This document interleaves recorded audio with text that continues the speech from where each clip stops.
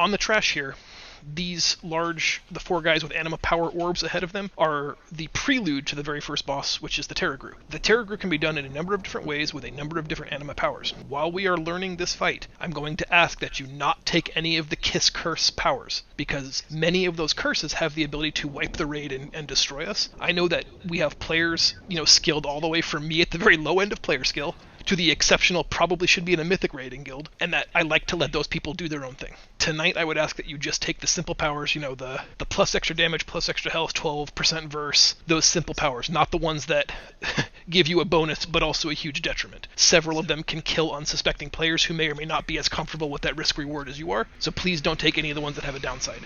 If you accidentally click one of those ones, once we get closer to the Tarragrue encounter, there will be an obelisk that lets you unlearn your power, and then you can reselect a new one. The siphons, left and right, are useful if you need to repair anima powers, or replace anima powers. Let's do that. There are 2 schools of thought. I'm not 100% on this yet, so we are going to hero on the pull. If our kill time is super fast, then we'll probably save it for later in the fight, but I think with anima powers up, it's just going to be we're going to get way more value out of our hero now than we do at the end. We'll talk about the end in a second.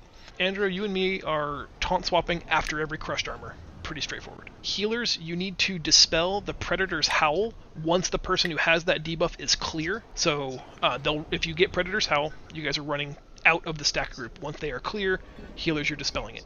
There will be a Grasp of Death debuff that goes out on a couple of players. Those are your focus heal targets. If it happens, I could not find an answer as to whether or not this scales with raid size. So it was happening on 3 people in a 10-man. So if it ends up scaling to 5 or 7 people, then you actually probably want to use your cooldowns. We'll do a cooldown rotation for Grasp of Death instead, because 7 people taking that kind of damage is easily going to be worth a trank or something else. But I won't know until we really see it. So prepare to do alphabetical healing cooldown rotation for Grasp of Death. The big mechanic that we had Ever Beating Heart for is called Chains of Eternity. I'm going to put a skull marker out here. Between the boss and the skull marker is dead. Skull is bad, skull is dead as it always is. In that line, no one should ever be standing. If you get targeted with Chains of Eternity, you're going to go stand on skull. If you are one of my volunteers with Ever Beating Heart, you're going to put yourself between the Tarragrue and the skull, because the chain that hits you won't stun you, and that negates the rest of its ability. If it hits someone who is not stun immune, it will drag them in and murder them. If for some reason we lose our Ever Beating Heart people,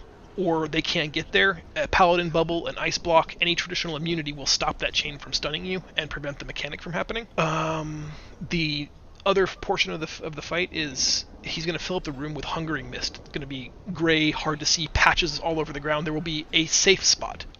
We will all move to that safe spot. This is why it's very important that you don't have any powers that disrupt other players, because if you bounce somebody out of the safe spot, they will die, and it won't even be their fault. All druids, all hunters, all rogues, Fury of the Ages is his Dispellable Enrage. We need to get that gone as quickly as is humanly possible. Everybody wait for it. I will try to call it. If I miss it, don't hesitate, just pull the trigger on it. 10% this is the RTM boss, guys. At 10%, the jailer shows up, strips away all of our hard-earned anima powers here, and gives this guy a 500% damage boost. At that point, Andrew and I are going to rotate big defensive cooldowns until we're done, using healer externals wherever possible. It is likely, maybe not in normal, but especially in heroic, that it will kill the tanks. At that point, I need the most mobile classes to taunt him and just kite him around the edge of the room until we kill him. It is literally RTM strat.